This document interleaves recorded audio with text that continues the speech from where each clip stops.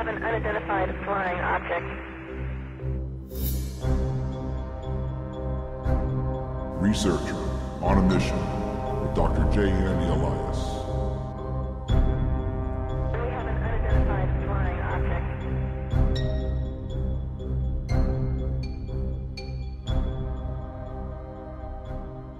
Welcome back to Researcher on a Mission Radio, ROAM. I'm your host, Dr. J. And as always, we have an incredible show for you today. But today is a super special show. And of course, it is truly an honor for me to be speaking to the person who's going to be joining us. This person has done so much in his life for the country of the United States as well as the world. And even in his mid-80s, I got to give him credit for continuing to go on. There's a few people that I've had on, every single guest I hold up to respect, but there's a few people that I put the extra mile for because to me, for continuing to doing what they're doing, they are, they hold the highest book in my record. And without further ado, this is United States Senator, retired, of course, Mike Gravel, served 69 to 81. Senator Gravel, welcome to the show. Thank you very much. And though I may be retired, I still try to stay active on political issues that I care about and speak my mind about. I'm very glad you came in at this time. I know we were speaking about this for a couple of months of the time, and we were able to actually do this post-election. And we're going to get to the citizen hearing in a moment because that was a big thing. Stephen Bassett finally delivered the DVDs. But I wanted to ask you now that the Republican Party finally won the majority. Do you think there are going to be any changes? Do you think maybe economic-wise and as far as the military? I mean, obviously Obama's been taking more action than I would have ever thought, but for some reason he is. What issues spark out to you the most that you would like to be handled? What's going out of hand? That's the secondary question. And how would you handle it if you were in that power? Well, you put a lot on the table, but let's take the issue of the election, Republicans winning. It's not so much that the Republicans won the election, it's that the Democrats lost the election by being milquetoast, by moving over to the right rather than where they should be on the left. So there was no alternative. So whoever made the loudest noise, whoever garnered the greatest amount of money for the overwhelming, I mean, we're talking several $billion that was spent on the campaign. And so, and the fact that there was a very small turnout.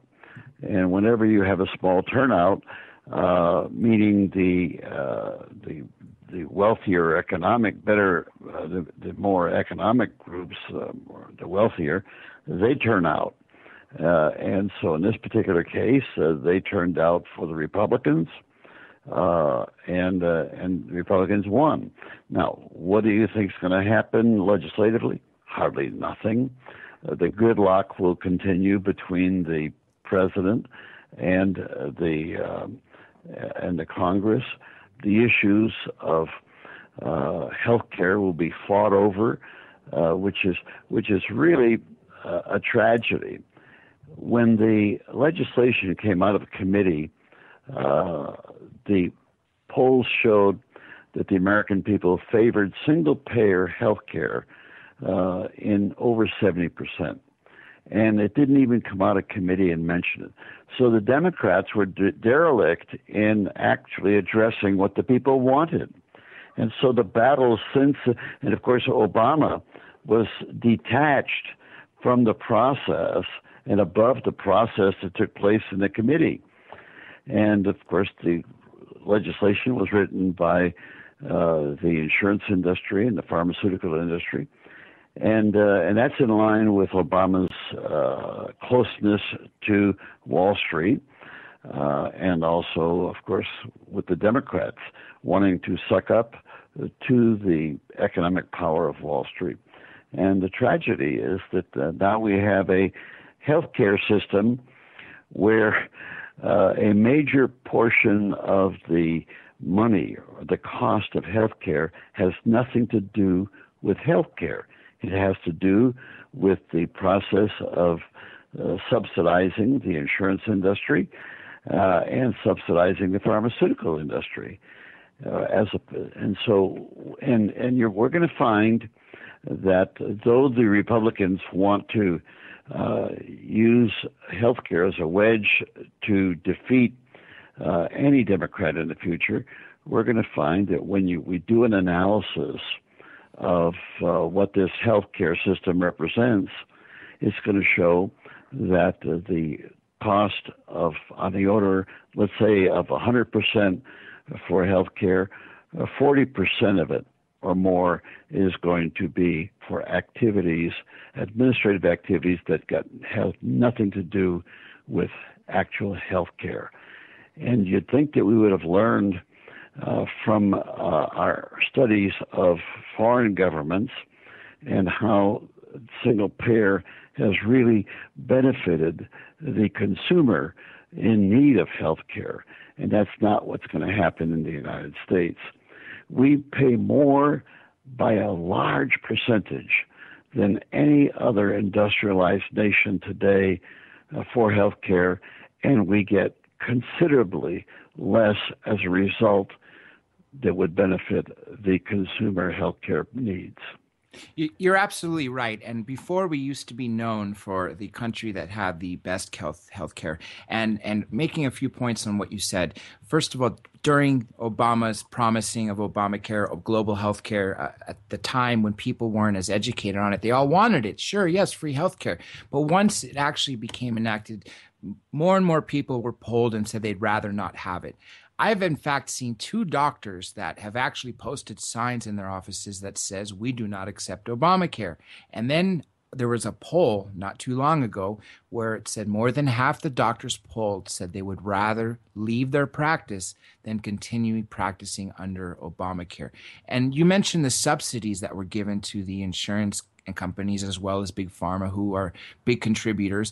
But why did they need subsidies? Maybe they're charging low premiums, but the deductibles are very high. And all of a sudden, if you have, say, 50 million, 100 people enrolled in some plans, now you're just guaranteeing that everybody's enrolled. So the revenues are going to go up.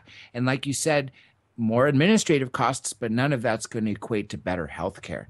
A very, very tragic issue at all. How would you fix it? What do you think is going to happen? Because we're going to have squabbles. Well, what's going to happen is eventually, and this could be a decade or 2 decades down the road, eventually we will have single-payer health care. This is the norm in the industrialized world as to how best to deliver product to the consumer, the healthcare recipient, at the most economical price, meaning that you just pay for health care. Forget all these frills of subsidies to the insurance industry. It's just not necessary. And so it creates jobs in the insurance industry at the expense of proper health care for the individual. So I would say that as soon as we begin to see the abominable economic impact of this Obama healthcare system, the people are just going to be disgusted with it. See, right now, what we're in is a dialogue, and the Republicans are keeping this alive by want to get rid of the Obamacare. But make no mistake about it, they're not talking about replacing it with single payer. You know, that's socialism. Of course, when you have corporatism like we have now with the system, it's not a solution. And so the Republicans are going to distract us from a clear analysis of how bad the Obama healthcare system is. And at the end of the day, you're going to see that there will still be upwards of 10 million Americans who are not covered in their health needs. And so what will happen in the future? The dialogue, the battle will continue, and the Democrats will be defending a terrible position. They'll be defending the right to enrich the insurance companies, and of course the Republicans will be attacking them,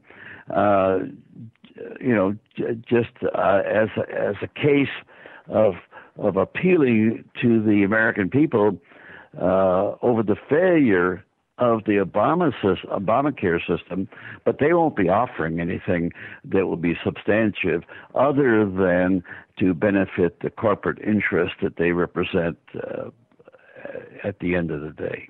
You're absolutely right. Again, the corporate America is, yes, we need a free market society, but these corporations are getting out of hand. They're dictating everything for everything else by being such huge campaign contributors, and therefore not legally supposed to owe favors, but you kind of sometimes are inclined to. And obviously, if you were involved with a certain company prior to going office, then my guess is if you're going to go back to that company afterwards, you would definitely want them on your side when you're in office, especially if you're going through a re-election. But like you said, the corporations are the ones that's going to benefit.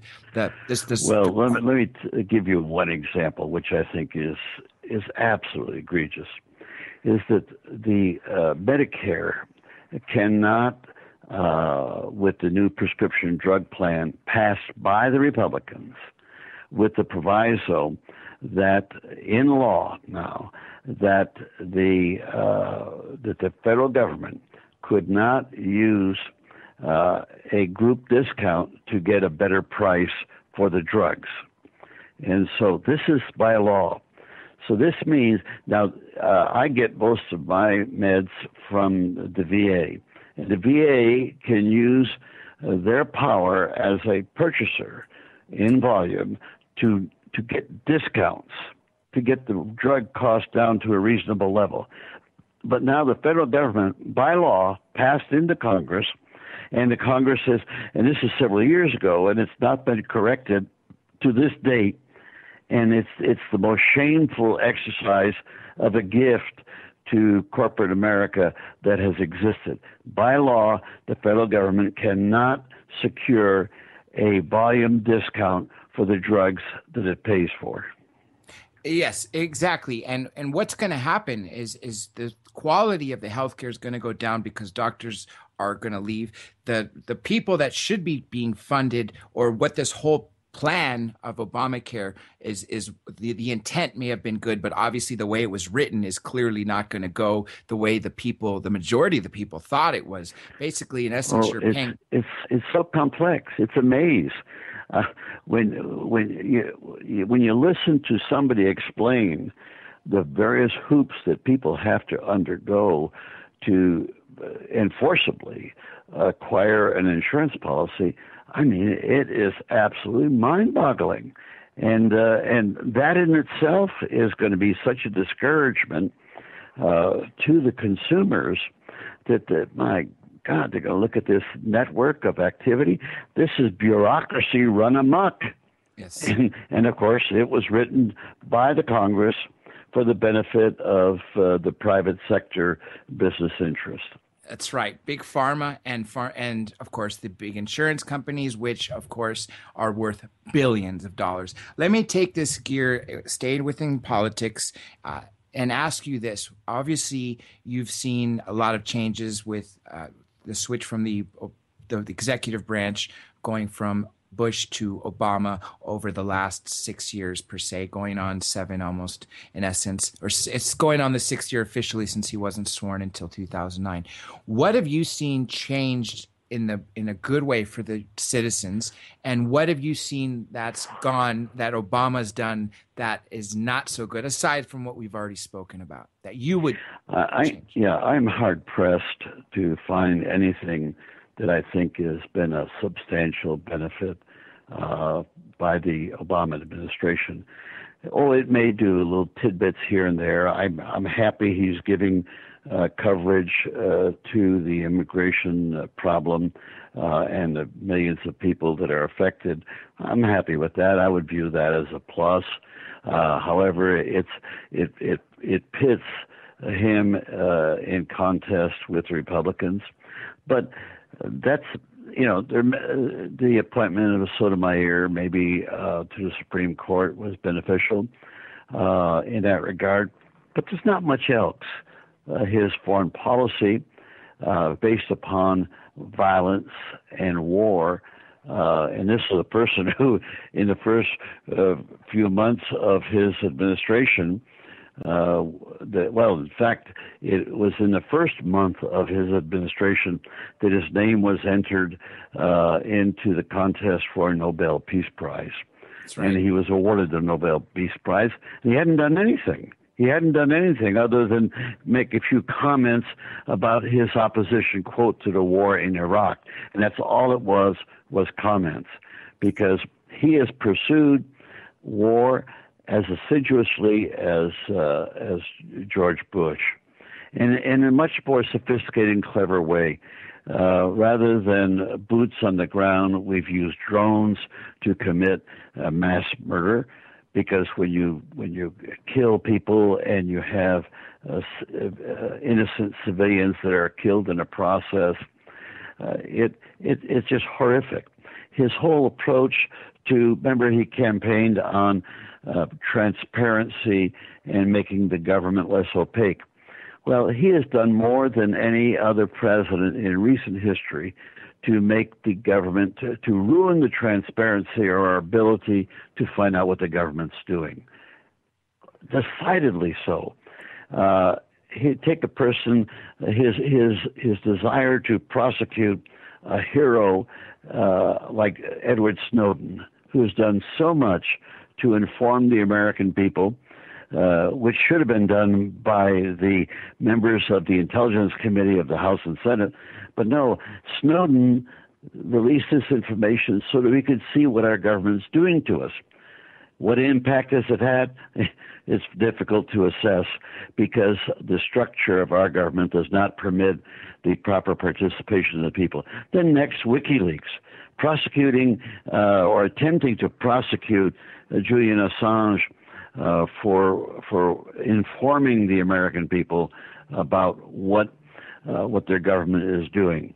And then, of course, third, the most egregious of all, and that is Bradley Manning, now Chelsea Manning, who's been sentenced to 35 years. And the only thing that she was guilty of was giving information to the American people about the malfeasance of government at the heart of it all, of what's been going on. And so here the government and the same thing now with Snowden, WikiLeaks, and Manning, and that is, these are the messengers that are bringing information and knowledge to the American people about the malfeasance of government. And so the government prosecutes the messengers and promotes and elevates those who have committed the crimes that the messages inform us about. You're absolutely correct. And I'm so glad you actually took those thoughts from my head, because that was one of the things I wanted to talk to you about, was Edward Snowden, along with Julian Assange and Chelsea Manning. Like you said, those are the messengers that warned us, basically, that the government has overstepped their bounds. They are really abusing the fact of the Patriot Act, of using wireless taps and spying on citizens, and the stretch that basically to classify something as being a national security interest, all they need is reasonable suspicion, which doesn't even raise to the height of probable cause. And therefore, you can almost link anything up. So you have everyday citizens that will never pose any sort of risk to us. And yet, like you said, the people that are being prosecuted are the messengers. Snowden, there's a warrant for treason. And I remember not too long ago, I think it might have been the Attorney General said, come on back to the United States. We won't execute you. Plead guilty. We'll give you life without parole. Really? That's what he's going to do? Come on. Yeah. And you won't even get a fair trial either. That's exactly. And as you said earlier, the biggest point, he was the messenger. Okay, so according to contract, maybe he did violate a secrecy oath. But guess what? That's what whistleblowers need to do. When someone sees something is not right. But let me point out, he violating the contract is nothing. You know what the contract of the Congress is under the Constitution? There's three activities. There's one, the informing activity, informing the people about what's going on in the government. The second one is the legislative activity. And the third one is the oversight activity. Well, we know that they don't do much oversight, that they're co-opted. The committees in Congress are co-opted by the agencies that they supervise or the industries that they supervise.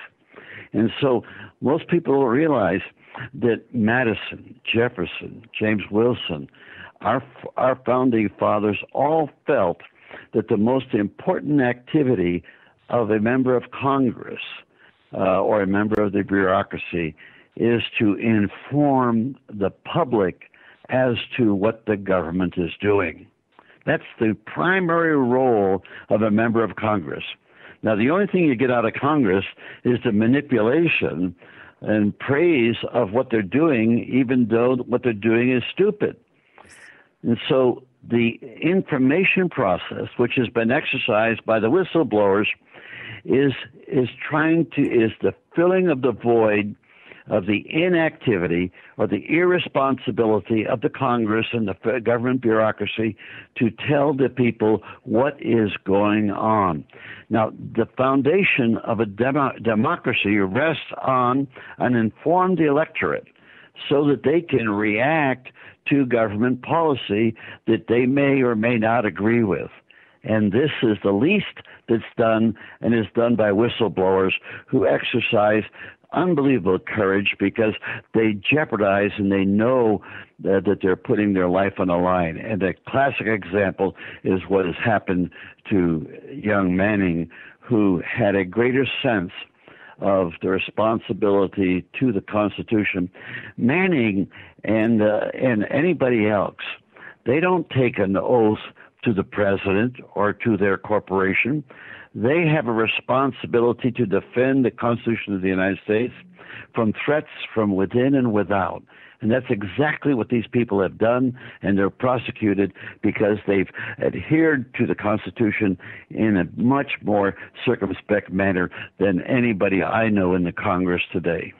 The people that are doing their job on the lower levels, working for these companies, just like you said, are the ones that are actually following the Constitution, yet when the elected people are doing the exact opposite. They're overstepping it, and they're not doing what their job is. Like you said, we elected them to be our go-between, our in-between for the government. They're supposed to keep us informed, and we elect them to represent the people. The first three letters of the Constitution, we the people, the framers of the Constitution, the founders of this country, must be rolling over in their graves for what is happening right now. Well, they certainly are, because, we the people being uninformed, and we are uninformed. Oh, I follow these issues very closely, and it's almost a full-time job. Well, you can't expect the normal citizen to devote 5 hours a day or 6 hours a day to become informed. They have to rely upon the media. They have to rely upon the proper communications of people in government and in the legislature. And they don't get this. They don't get this. The media is sold out to the corporate interest involved, and you see the bias all the time. It's self-evident if you begin to analyze it very closely. You're asking about Obama. Well, he has prosecuted whistleblowers 5 times more than all the presidents that preceded him. Now, that's an interesting record to have. The other is his milquetoast approach to closing Guantanamo, which he said he would do, but he hasn't. His approach to copping out entirely to the military, and that's very tragic. In fact, the best statement that I heard was Leon Panetta, who has a book out, who's a little bit critical of Obama, but not that much. But he's the one that told Obama that the best way to deal with the Pentagon is to just follow what the generals want. Now, give us a break. We're supposed to have civilian control of the military. We do not have it, and we have not had it for quite a long time, and primarily in Obama's administration in that regard. Other things on foreign policy, the games they're playing with Iran. Iran would be a natural ally for us in bringing stability to the Middle East. But no, we've demonized the Iranians because it's a religious state. Of course, we are a de facto religious state in the United States. I'd like to see an atheist get elected to president, but no. With respect to Iran, we're still smarting over the insult that they gave us by keeping prisoners 400 plus of our embassy employees, which essentially happened by accident because that was not their original intent. But when they saw our reaction, they did. But their reaction is understandable because, you see, we destroyed their democracy back in 1952-53 when we forcibly deposed and paid for the deposing of Mossadegh, because he had the temerity to nationalize British Petroleum's interest in Iran so that Iranians could get the benefit, and they were not getting the benefit of the oil revenues under BP control. There are instance after instance where the U.S. has intervened in their affairs. And now this joke of talking about the fact that Iran wants to have a bomb, and that's the reason why we have to sanction them and do all these terrible things to them. Well, first off, Iran was not the one who first made the move to have the bomb. This was done under the Shah, and it was the United States of America that provided the funds and the money to build a research reactor that would be closer to building a bomb than the reactor that the Russians have built for them. And so you get a situation today where we keep the Middle East at bay. We demonize the government of Iran through the American media, and so that there's a bias in the American media about Iran. And of course, the neocons in this country had as their goal a war with Iran. Most people forget the fact that the Lieberman and another member, not so prominent, was the one that put the resolution in that permitted and empowered George Bush to invade Iraq. And then now there was another, that was in 2002. There was another, or 12, I'm sorry. But there was another resolution that was introduced, and Hillary Clinton voted for that one also, like voting for the first one. And that was a resolution to give George Bush the power to invade Iran. And of course, we all know the push for that was done by Netanyahu, the Prime Minister of Israel. All of this all it's done is complicate the ability to bring about stability in the Middle East. And our closest ally, other than Israel, is Saudi Arabia, which has spent more money to educate Islamists to jihad and hatred of non-Muslims. This is the whole Wahhabism and the schools, Wahhabi schools around the world within the Muslim communities. That was basically funded by Saudi Arabia, and that's the country that is so angered at Iran. So now you've got Israel and Saudi Arabia that are pushing the United States to penalize Iran for the fact that their anger over the fact that we destroyed their democracy. If we would just leave them alone, they would regain their democracy. And but no, the excuse and the hatred is the fact that it has a theocratic element as part of their government, and to much degree we do ourselves. So that's just, so we could go on Obama in that case, on and on. Let me just finish by Obama by just pointing out the fact that when a human being sits around the table and decides who you're going to kill, with your drone. Now, that, in my mind, is the most obscene thing that could happen. And so here the bureaucracy regurgitates up a person's name and says, oh, this guy's a real threat to the United States. He's somewhere in Yemen. He's somewhere, God knows where, and we're going to kill him with a drone. And, of course, as we do that, we kill about quite a number of innocent people, whether it's in Pakistan or Yemen. And so that's what our president was doing in a hands-on fashion. That, for me, is beyond the moral pale. Enough said with respect to Obama. You're right. We can go on for weeks and weeks on this and just on this topic alone, and even spend just a super considerable amount of time on the Middle East. I'll just throw in a couple points real quick before since we are a little over halfway the show, I'm going to get back to something that happened last year. But point being is Iraq. They were fighting the Iranians in the 80s. Why? Because we lost the Shah, who we put in power, as you mentioned, and he was basically doing what we told him.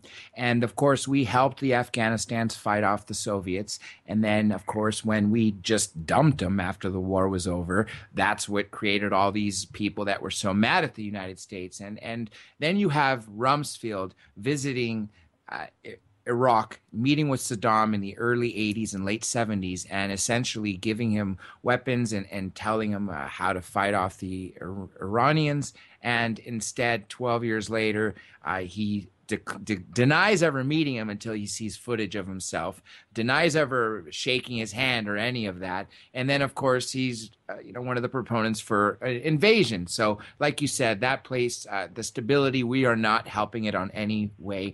And then Obama and it was that on that meeting, that's very, very important, because when Rumsfeld was meeting with Saddam Hussein, part of the deal that we made with him was that we would give them intelligence to be used in the course of the war, which instigated by Saddam Hussein, not by the Iranians. And the use of chemicals against the Iranians and later against his own people by Saddam Hussein was nurtured and paid for by the American taxpayer in our agreement with him, and that's punctuated by the meeting that Rumsfeld had at the time. And of course, you hear that these weapons of mass destruction, are being attempted to by the Iranians, when in point of fact, it's been made a religious issue in Iran that they will not develop a nuclear bomb, nor will they develop any weapons of mass destruction. That's the political position and the religious position taken by the religious leadership of the country. But we don't take that at face value.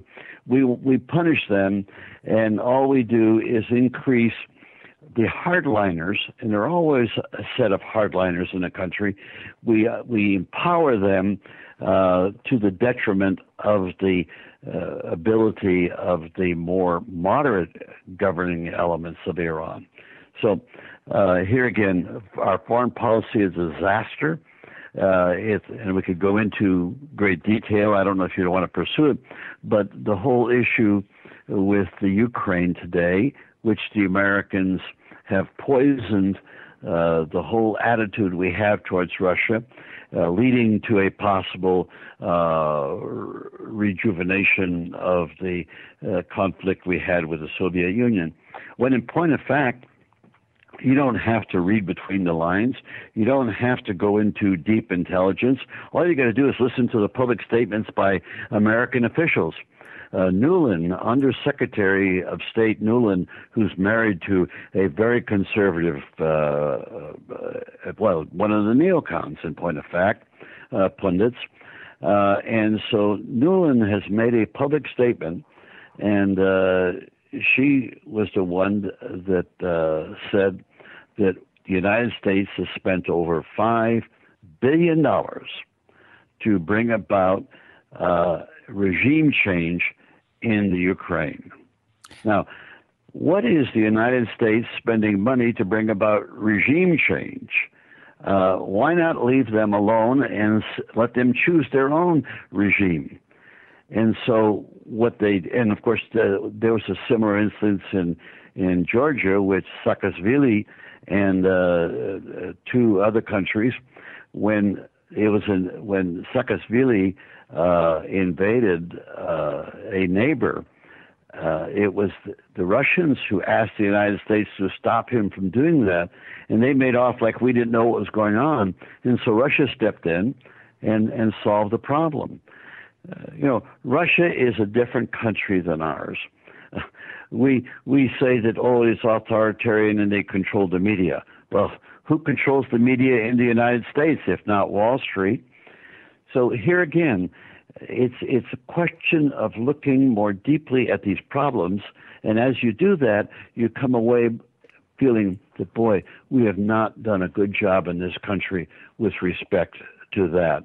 And you see there's a certain immorality in the diplomacy that we practice when we are wiretapping the telephone calls of the head of Germany and of Brazil. What do we get? And it becomes known. How does our reputation? How do Americans feel about their country, and particularly with respect to torture? We're supposed to be a moral country, and yet we have, for the last decade, been involved with wanton torture of people. And I'll give you one example. The person who was the planner for 9/11 was captured, and he's been waterboarded for over 100, considerably more than 100 times. Now, the excuse is, we got to waterboard them to get intelligence. Well, I'll tell you, I have a background in intelligence, and torture doesn't get you much in the way of intelligence. But because they'll tell you whatever you want to hear in order to stop the pain. But waterboarding somebody 100 times plus is not trying to get intelligence.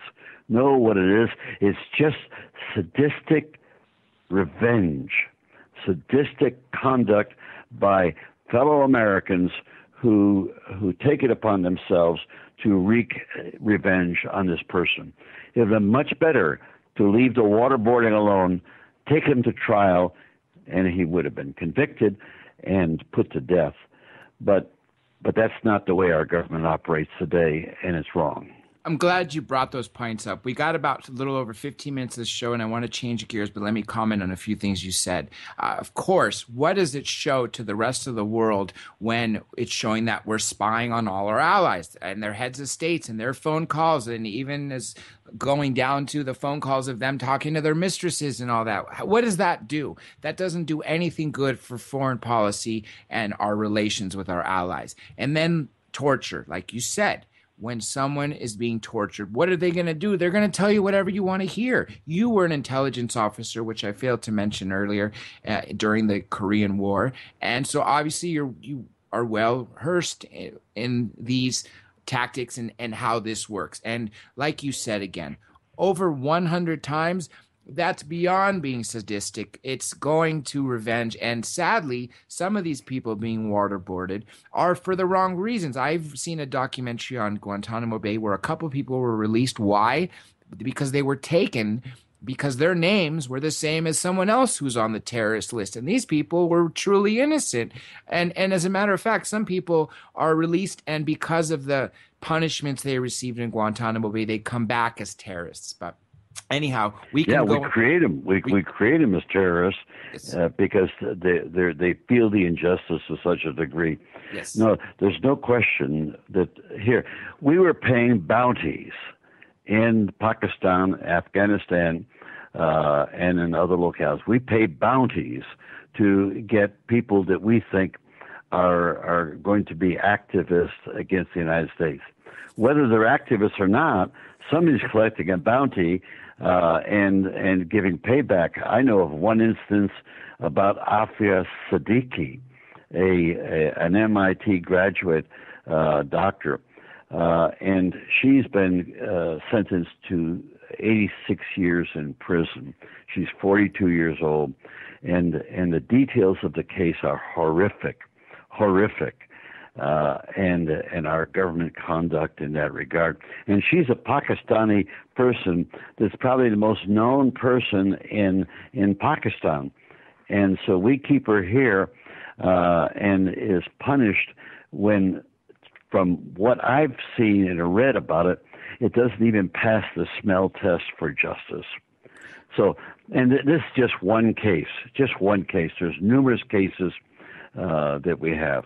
But I hear time is running out here. So, yes, and the scariest cases are the ones we don't know about. But again, we can go on and on about this, and I'm sure we definitely will. I want to spend the last remaining time of the show to talk about the citizen hearing, something which you participated in, which, again, this just goes to show how much service you're doing to the world. You came in open-minded, you and 5 retired congressmen, and heard over a 5-day period testimony from over 40 individuals, a lot of them military, FAA, 7 countries total, American colonels from the Air Force and other branches, as Army, one of them, and of course generals from other countries. And now, at the end of those 5 days, all 6 of you were convinced that we were being engaged by some sort of intelligent race that's not originating from here on Earth, and B, the government's been covering it up, going along with all the secrecy we've been talking about earlier. Now, finally, these DVDs of the citizen hearing have been delivered to 535 sets exactly to every member of the House, as well as all 100 senators. Do you think we will see change? And if not, how would you have handled this situation when you were senator? Well, first off, I don't think we'll see change. But let me just state one thing about the hearings that I participated in. They were excellent. I think it was just a very landmark process that was put forth. And I come away with one very simple conclusion, I think, that sums it all. It is the height of human arrogance to think that we are the only sentient beings in the cosmos. It's the height of arrogance to think that we're alone and so far above it. And so I would say that the hearings rendered a great service from an informational point of view, and to some degree, it punctured a little bit the biasness of the media in that regard. Now, whether the Congress will react, I don't know. It would take a member of Congress to pore over these 5 days of video, and so we can hope. Now, it was my view, which is at variance with what actually has happened, and I don't want to disparage that because who knows? It may well succeed. I hope it will. But I think that what we need to do is to act at the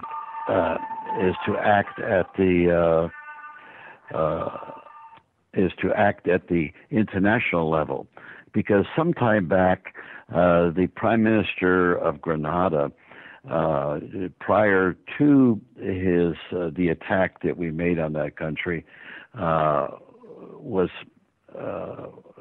they passed a resolution creating a commission within the United Nations to address the extraterrestrial problems or the information that is occurring throughout the globe. And so that commission has never been activated. The United States is a member of that commission. But here again, we've been a member to sabotage any possible effort that the commission would undertake.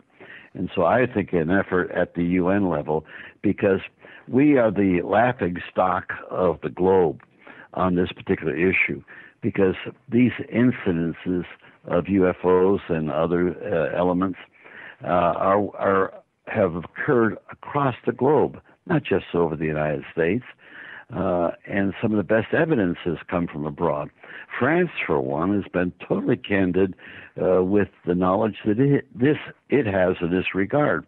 And so I would think that the way to circumvent the myopic view of or suppression by the American government would be to go to this commission and get it funded either privately or publicly, and get it to do its work, and that is to collect information on this particular subject from all countries of the globe that have incidences of some event that has occurred that we don't know what it is, how it is, but we do know there's something happening, and in that regard.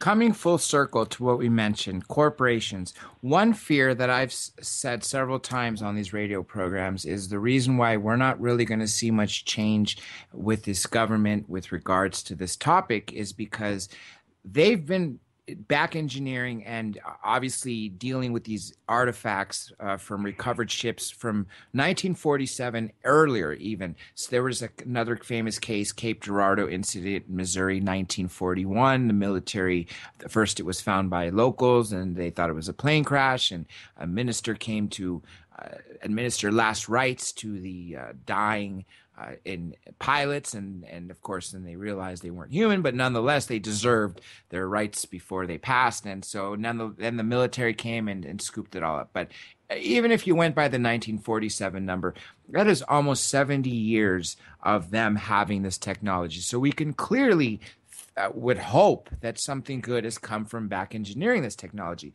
Now, the reason why I say I fear that we're not going to get much out of it is because I don't think so much is in the government hands anymore. I think at the time things went to the military and then the newly established Air Force and everything else, so the U.S. Army initially.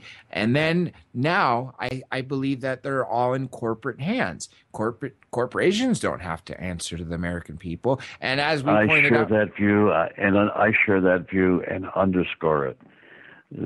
It's these defense contractors that have acquired this knowledge and are the ones who have been doing the reverse engineering to their economic benefit.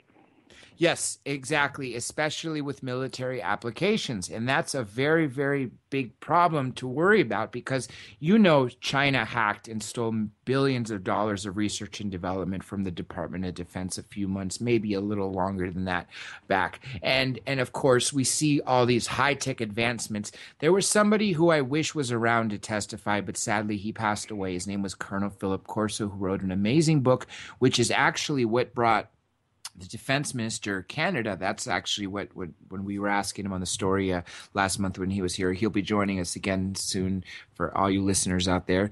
And he said that what happened was being a member, being the defense minister, he knew a lot of people that were in this book. This book was basically detailed a man who was working in the Pentagon, a lieutenant colonel, Philip Corso, who worked in the research and development foreign technology division, and he was handed alien artifacts, and he was taken an unlimited budget and told to go to various companies and see what can be built with them. Things such as carbon fiber, fiber optics, night vision, lasers. Even though things we've been working on, some of them were perfected, and of course Kevlar are just some of the things that he was involved with, and patents, paper trails can lead to him, and the companies involved were IBM, Pac Bell, and just to name a few, DuPont. And point being is, if they were using this to create the military applications then, and of course we would assume that they're being in use now.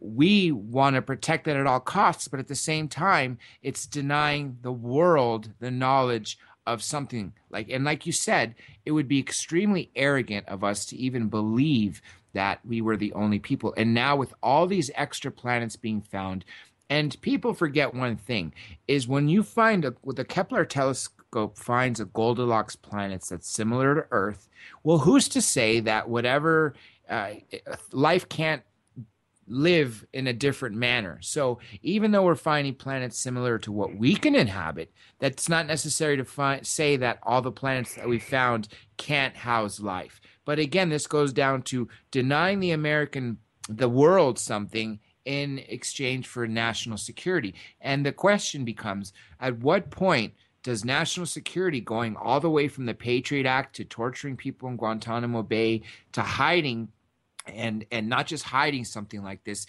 but ridiculing people, outweigh what the right of the people are? And I ask you that if you were the president and you were given a full briefing such as Eisenhower allegedly received in 52 from Truman, which a lot of documents are able to correspond to that lately and bring more light to it, would you have shown this to the world, or would you have gone the route that he did and said, well, they're not quite ready, and we don't know how fast these things can fly in our skies undetected, so let's cover it up? What would you have done? Well, I would certainly operate from the position that the American people are entitled to know everything that's going on, and the people of the world are entitled to know everything that is going on that we have held secret. Here again, we go back to the fundamental of our Constitution with the speech and debate. In other words, the primary job of the Congress and of the government itself is to inform the people what they're doing. And to turn around and say that, oh, the people aren't mature enough to handle this information is a joke. If there's anybody that can handle the truth of what the government does, it's got to be the American people and the people of the world. They then have an opportunity to react as to what the people, what the government's doing that affects the people. Either you believe in democracy or you don't. And clearly, the leadership of our country does not believe in democracy. We pay lip service to it, but we don't believe in it, because if we did, we would trust the people. This is part of what I've been doing for the last couple of decades, and that is that there's only two venues to be able to make fundamental change in our society. One is the government, but that's where the problem lies, because they're not going to bring about change. We're going to get more and more of the same. And the other venue are the American people or the people of the various countries. Now, they don't have the power to effect change. All they have in our representative system of government is the power on election day to give their fundamental power away to elected officials who obviously then abuse that power for their own personal selfish interest. And so the answer is we have to find a way to be able to empower the people to play a role in democracy that is more significant, considerably more significant than the power they have today. And that, of course, is with direct democracy. People empowered to make laws. Lawmaking is the central power of government. And so if the people are to participate in government, they have to share in the lawmaking powers that they give away to elected officials. Now it's time for the people, in partnership with representative government, to be empowered to make laws and to make them in a deliberative fashion as legislative bodies, the rules dictate. And that's legislation that I've written called the National Citizens Initiative, which would empower the people to be able to participate and truly participate in their own governance. Now, how can this be brought about? It would be an end run around the government, because under Article 7 of the Constitution, which is what the... We seem to lost him in his middle of his point. Let's hope his phone didn't die. Let's see if we can bring him back. If not, we'll have to thank him afterwards for joining us. But I wanted to give him a final statement for all you listeners. Forwarded to an automatic voice message. Everybody hang tight. Let's see if we can. If not, don't worry. We are near the end of the show. And he will come back. Senator Gravel is a nice guy and 85 years old. Let's try again. Hang tight, everybody. It's trying. My guess is, there we go. There we go. Yeah, I'm afraid we were cut off. I don't know what caused it. That's okay. It just showed you dropped the. Maybe they don't like what you're saying, Senator. That's a possibility. We're at the last couple minutes. So what I'm going to do is I'm going to make a major point. I'm glad you brought up the democracy point because there is no gray area.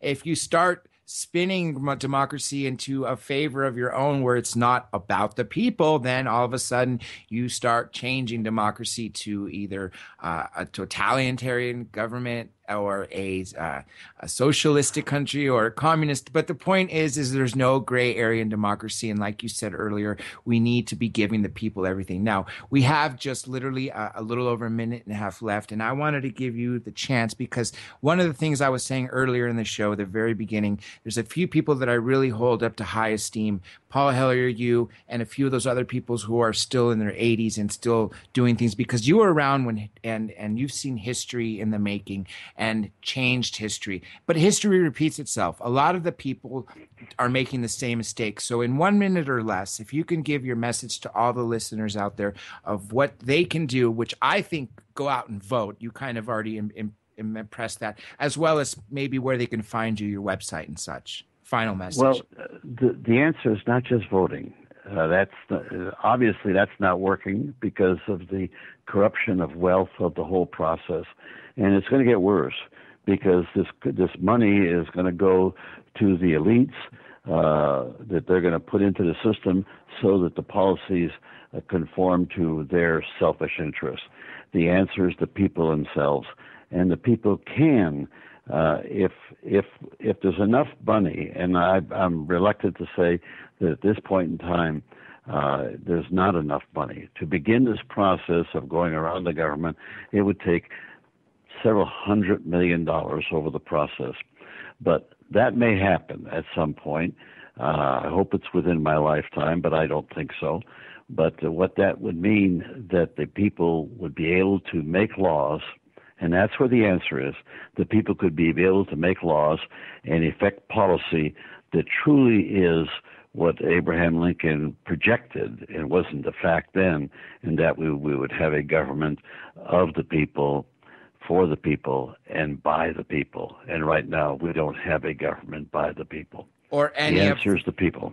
Or any of the three. Senator Gravel, it has honestly been a true honor and a pleasure to speak to you. We could obviously have gone on these issues for several more hours, but I know you need your time. And again, I thank you for joining us so much on this program and empowering the people to go out and ask for change and hoping that the people in power start giving us what we want. Everybody join us again next week for the Executive Director of MUFON, Jan Harzan. The week after, Betty Hill's niece, Kathleen Martin, and as well Anthony Sanchez the following week. This is Dr. J signing out.